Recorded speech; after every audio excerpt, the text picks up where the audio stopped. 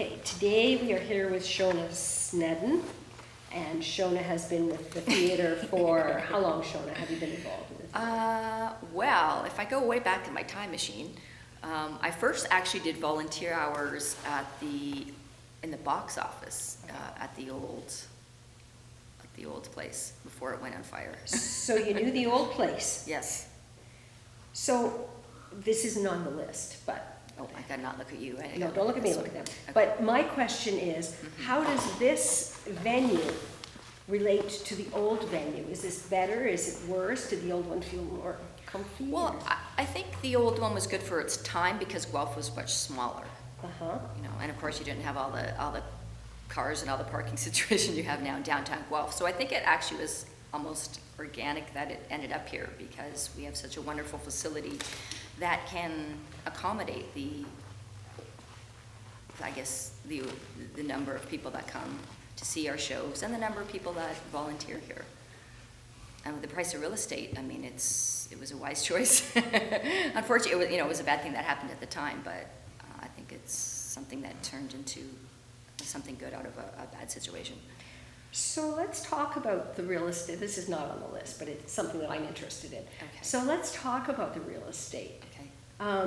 I understand that the theater owns this piece of property. Yes. As a Guelphite and as someone who, my guess, has been downtown and seen some of the situation downtown, how do you feel about that? How do I feel about that? Yeah. I think it's a great location because it's not too far from central Guelph, Mm-hmm. but yet it's good for our out-of-towners. They can come right in on the 6, the 7. And I live downtown, so. But then again, I lived right around the corner from the Empire State Building and on 42nd Street in New York City. So I remember when I first came to live in Guelph, they're like, "Oh, you're going to live in downtown Guelph? It's really loud." And I think I can handle it. So I think it's good. I think it's a good mixture of, we get a good sense of community too here because it's a very old community and a lot of people have lived in this neighborhood for 60, 70 years. So we get that sense of grounding and foundation and what's happening in the community, and it's very ethnically diverse as well, which is great. And then we have that the university right here, so it's the best of both worlds, I think. When you say we have the university right here, what's your sense of the association of the theater with the program at the university? Well, obviously we like to get a lot more younger ones out here, volunteers, to get their perspectives and their energy and their creativity, right? Because they're on the sort of cusp of things that are happening from a theatrical perspective and that generation. So we try to do as much as we can to get them in here and integrate them, but we also know that they're from other places and they have timelines and they're at university and so they have exams and things like that they have to do. So we do as much community outreach as we can to get them integrated into the program.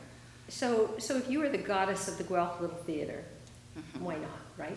What one thing would you do to engage the university in what we've got going on here in Guelph, at the theater? I'd like to see more technology integrated with theater. I've seen some really neat things that are happening all around the world in regard to that. And a lot of kids nowadays, they're on their phones and they're on that kind of thing. Of course, I would never want to see that take over. You always want the human heart aspect of it, and that's the basis of theater and the stories that people can share, right, from a heart-based perspective. So maybe a little bit of that, and more, I guess, of us not being on the fringe as being theater, like we're just people too, and we have all these other things that we do. We're not just these weirdos that have different colored hair, and like we do all sorts of different things in the community. So I guess it would be that, and try, just to find what really interests that generation, and what are they talking about, and what inspires them. So that would be. How would you do that? How would you find that out? If I was the goddess. Sure. Well, I'd probably have less clothing, but. Well, maybe, or you're a modern goddess. So, how would you get at that information? How would I get that information? Yeah. I would reach out to the students themselves, right? We have had them here. We do a project here where they're part of it. It used to be only once a year. Now I think it's up to 2 or 3 times a year. And we get a wonderful bunch of kids that come, and they help us to do whatever we need for the day. And that's how we really get to meet them. So meeting them face to face really helps, because then you can put a name to a face, and you can find out what they're interested in. So a lot of the kids will come here and they'll help us, say, paint outside, and then they might stay and get a tour of the space, and then see, like, oh, I like the stage, and then it inspires them. So we've had some volunteers come forward through events like that, and I think that's a good way to go, and I think if we can do more of that, that would be great. So do you do that twice a year, you said? We do it once a year right now, Uh-huh. as we have shifts in personnel. We have to, but it'd be great to have that happen more frequently, because we can always use the extra hands. Yeah. Tell me, Shauna, you mentioned that you spent some time in New York. Yes. How did that happen? Well, I went there for graduate school, and then I stayed there. Okay. And I was in a belly dance troupe, and I did a bunch of dancing there. Got my master's in dance. So, yeah. So I have a eclectic background. So I didn't go there for theater, but I ended up doing it for another artistic thing, and then got really into radio. I was a radio DJ there, and then more theater stuff and voiceover, and yeah, choreography. And you came back to Guelph. I did, yes. Can I ask what drew you back to Guelph? Well, I had a parent that got ill, so that brought me back. And I kind of lived also in England and traveled around. I'm a bit of a gypsy, so yeah. Tell us, family. can you tell me about your time in England? What would you like to know? Well, I'm interested in the connection, Okay. because, Guelph has a very, the Little Theatre has a very strong connection with England, because our first president was English. Mhm. And so I'm thinking historically, and I'm wondering if you could tell me a little bit about what you did there, and would you share the years with me? I don't remember the years exactly, but it was Approx. probably 20 years ago. And I went there initially on a student visa. I took advantage of the programs that they had there, and they set everything up, and I went, and then you get to work various places, wherever you want to work. So that sort of just aligned with who I was as a person, and I thought, I remember saying to my mom, oh, I'm going off to England for 6 months, like 2 weeks before. She was like, oh, thanks for telling me. But that's the kind of person I am. Wow. But anyway, yeah, I did some work over there at RADA, so it was an integration as well with theater, and the real stunchy Shakespeare thing. Which I don't like Shakespeare, by the way, but I mean, it was an experience. Well, I mean, Guelph itself has a lot of immigrants that are from Britain. I mean, my parents are Scottish. I'm first-generation Canadian, so I'm sure that impacts the Guelph Little Theatre in general. Scottish, English. We have a lot of people in our cast and crew that have those accents. That's good to know. So you came back to Guelph because your mother wasn't well. My dad wasn't well. Your dad wasn't well, Yeah. and you decided to stay. Yes. Mm-hmm. And you find your a creative outlet here at the theater. Well, it's not just a theater. I think I also do laughter. I'm a laughter yoga instructor, so I do that. So a lot of what I do comes from a background of the healing process and healing people that have been sort of traumatized. And so traditional views on things don't really work. So just give someone a pill or whatever. Or not everybody can talk about what they're going through. So theater is one way that people can get those things out. It's wonderfully cathartic. As well as other things that I do, like yoga and my sound healing and the laughter, which I like. So I was interested in finding out all those other aspects of things that I can do to help people deal with their trauma and then move on with their lives. This is new to me. I don't know anything about laughter yoga. Okay. Can you tell me? Okay. Okay. Can you tell me where it comes from and what it's designed to do?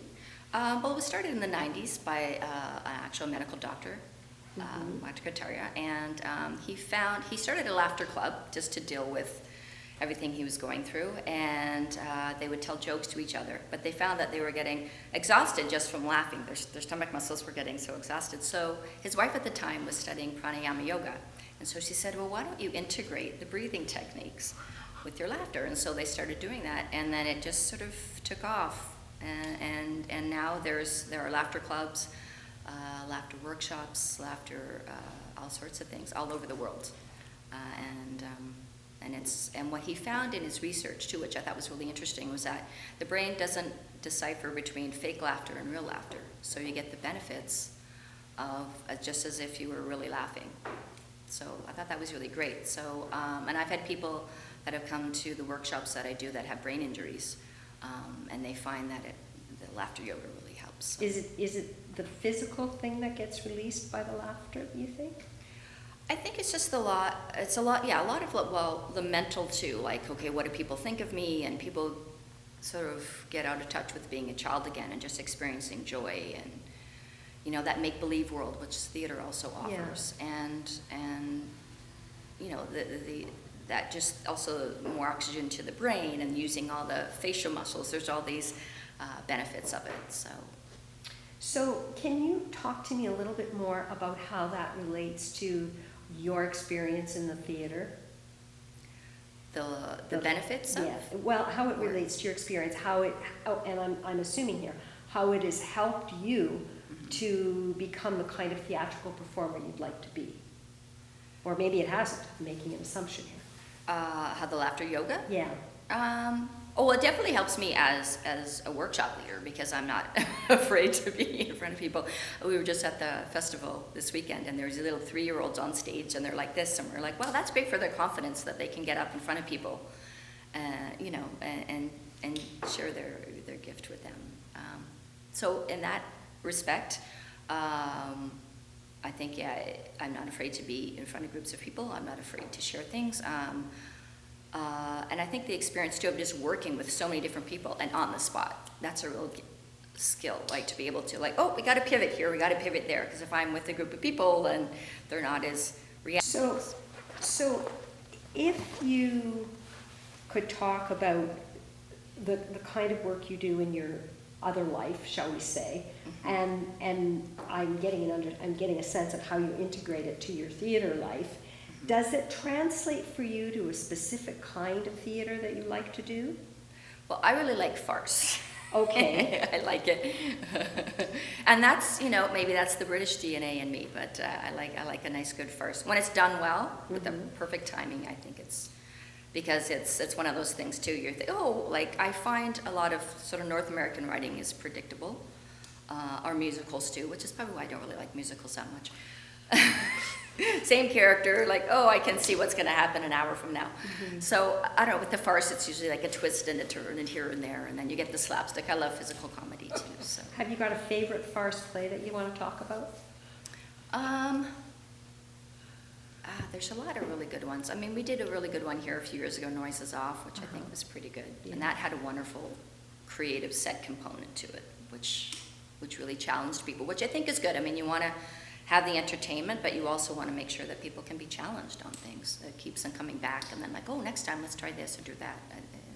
Talk to me a little bit about what was it about Noises Off that really kind of turned your crank? You mentioned the set. Were there other aspects of the play that kind of got you going? Well, I think the characters, it's always very over-the-top, character-driven, and then the relationships with the characters. Sometimes they're like, where did that come from? So it's surprising. So that's probably what I really enjoy about it. And there's usually, you know, fun, some silly props involved in there as well that make it kind of interesting. And costuming is, yeah, it's just like, ta-da! You mentioned when we first sat down that you didn't like Shakespeare. Yes. I find it interesting because a lot of people we talk to say, oh yeah, Shakespeare. I mean, come on, Shakespeare.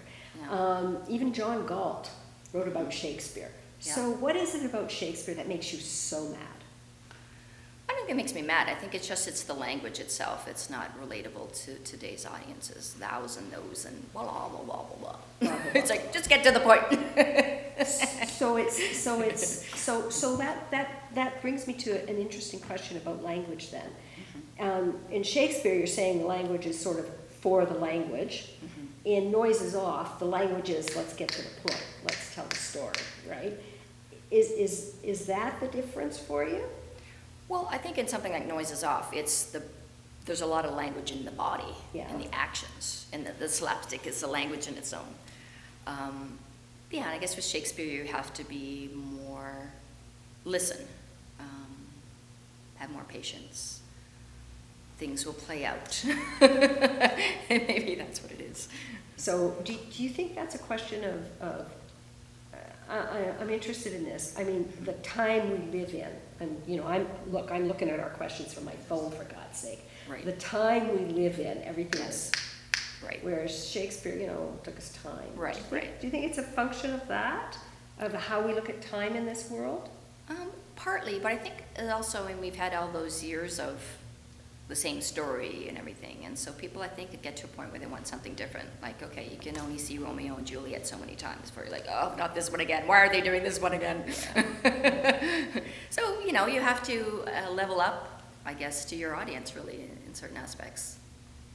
And yes, we live in a much more fast-paced world, but I think when people come to the theater, they're willing to sit in the chair and be like, okay, entertain me. And that's our job, you know, to keep them entertained. So, you know what I mean? Well, I don't, because I'm thinking about how much we ask the audience to put into the play. You know, we perform for an audience, and we are performing, in some cases, it's not a flat screen, you know? So what should we expect from that audience when we're performing? Well, if they're paying to be here, then I think they have a certain expectation. And I think a lot of people have seen a lot of different things, and we are competing with not just amateur theater, but professional theater and all sorts of different shows that do all these neat things. Like if you watch something like America's Got Talent or Canada's Got Talent or whatever, and they're doing all these other things, I think maybe there is a higher expectation of talent there, of caliber there perhaps, that we're also have to think about. And if you invite someone, if you're hosting people, then I think there's a bit of a duty there to entertain them. Like if people leave here and they feel like they got ripped off or they didn't get their money's worth, then I don't think that's good for business or good for theater in general. So we're having this conversation, and there isn't anybody here in this room that is just an audience member, just an audience member. Do you think it would be useful to go out to our people who might want to come to the theater or who might not want to come to the theater and ask them, so say, what do you want? What would you like? And we'd find another way of doing it. Yeah, I don't know if they really know what they want. I mean, I think sometimes you don't know what you want until you see it. So it's hard to say. I mean, I have been in theater and the arts for a long time, and my family will only come if I'm in something. So even then they're like, oh, okay, they got to be into that. Oh, it's for Shona, okay, whatever. And then so I think, you know, our arts people forever, and non-arts people forever. So maybe we can find somewhere that makes it more, you know, makes it more mainstream, makes it more not so, like I said, the fringe out there, and ooh, it's Hoo-Hoo Theater, it's all those strange people over there in that building doing those weird things. So if you had your druthers, I had my druthers. your druthers, you know your druthers, those faces. Yeah. What would you? I've heard that What- saying before. what What is a would you druther, do? actually? A druther, whatever you want. If you had your whatever you want, My what would you druthers. do in this theater? I think I would like to make it not just theater, which is like, oh my gosh, around here. No, But, carry on. But like I said, I talked a little bit before about a little bit of the technology, integrating that, make it a little more modern, do things to utilize the space. When we would dance, we would be jumping off the walls and running down and then taking them through the building in the places we were before. So maybe things like that are a little more interesting. We also have to think about the audience. A lot of people now have families, and so you're not just entertaining adults, you're entertaining children. So a lot goes into, trying to keep people occupied and focused on what you're doing. So a little more risque, I guess, trying things. And that's the balance, right? I mean, when you own your own space, you got to pay the bills, but you also got to keep growing and expanding. So you have to merge those two. That makes sense. So what do you think would happen, and I don't even know if it's possible, if we took some of the seats out and made more space? I maybe did a theater in the round or something. Or like a mosh pit? Well, I don't know. I don't know what you would do with it. But if you had more space, different kind of space. I don't know. I mean, I don't know if you'd really have to look at, is it the content? Or, I mean, if you had good content, you wouldn't have to alter the space. And I think really that's what it's about, is the content. But as I said before, we tried, within the space we were at, we tried different things, we adapted. So what I'm hearing from you then is, as a theater, you can't sit still. You've always got to be looking and trying to adapt. Yeah, exactly, yes. And you have to read the room, right? And every type of performance thing, you have to read the room, like a stand-up comedian that goes out there and just sticks to a script, doesn't adapt to his audience, is probably going to get heckled off off the stage. So you do have to adapt. And you have to realize, I mean, Guelph is, when I first was here, it was very different. And so you need to think of that as well. And as humans, we're always fluid, and we like this, and then we don't like this, and then we get into that, and then we do that. And there's all these layers that you need to think about. So I think you mentioned that you've written some plays. Did you mention that? Or am I imagining? I've done a little bit of writing, but I've never presented anything here. Okay. If you were going to write a play and then produce it, yeah. What do you think that play might be about? Well, I'd probably do something that was definitely comical, humorous in nature, that made us be introspective and laugh at ourselves and realize that we are more alike than different. Because we tend to polarize everything. This versus that. Whereas, listen, let's just laugh at the human condition itself and ourselves and unify more in the middle. Would you set it in this time frame, or would you set it in another time frame?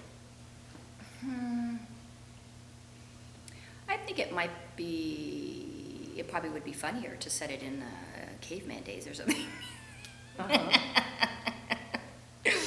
That's an interesting question, but yeah. Creative. Yeah. Well, if you set it in the we'll say cave person. Cave person, sorry. No, don't be.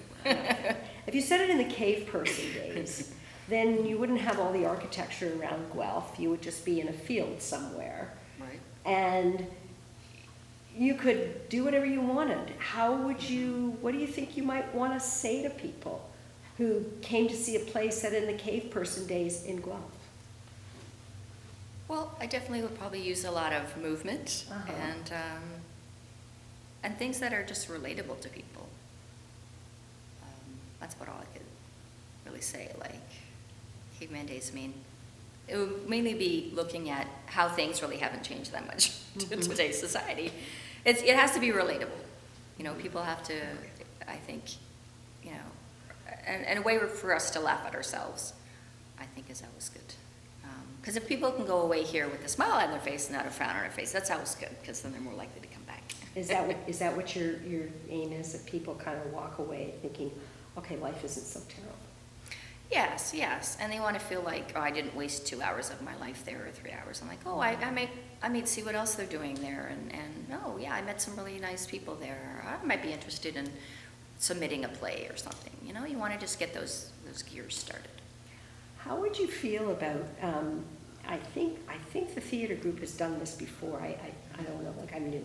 How would you feel about a theater writing series of workshops that took place maybe from September to February, and then some kind of a festival production in the spring or the summer.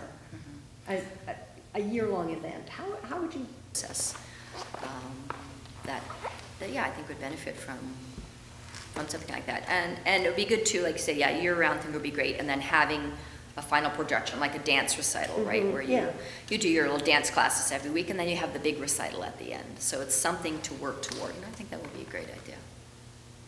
I think we should do it. Let's do it. Okay.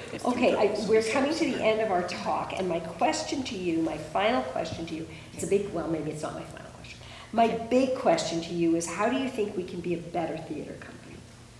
If it's a theater company we want to stay. Right. I think really just being community focused, being getting the feedback from what people are looking for, how they can get involved. We're pretty good at trying to find out, like, oh, this person has really good sewing skills and they love doing that, and integrating them into things that they love doing, and then they can see that on stage or see it wherever in the theater. I think that really makes it more personal for them and is more impactful for them. Like when people make costumes and then they see them on the mannequins outside, like, oh, I made that. There's that pride, and then they're more likely to feel like they are a part of that. So I think, finding out more about our volunteers, our community, what they're into, what they like, and then trying to integrate that into it so that we kind of all work together and they can feel a sense of, people are more likely to get involved in something, right, when they have a stake in it, when they feel like they belong and they have something to contribute. So I think we can focus maybe on that. Do you think, and this sounds like it's a yes/no question, but it isn't really. I'm going to rephrase.